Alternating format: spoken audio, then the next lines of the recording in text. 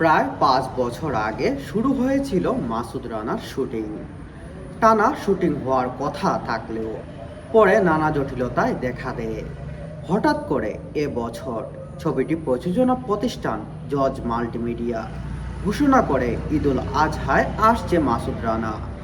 কিন্তু আগে যে শুটিং অসমাপ্ত ছিল, সিনেমার কোনো প্রচারণাতেও নেই।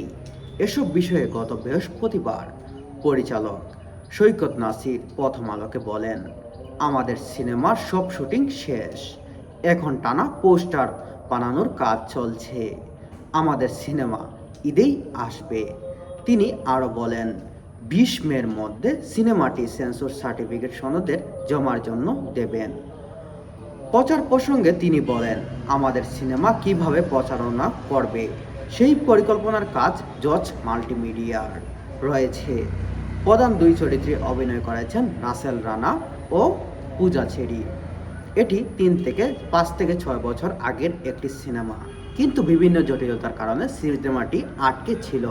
তাই এবছর 2026 সালে ঈদুল আজহায় মুক্তি পেতে যাচ্ছে এই সিনেমাটি।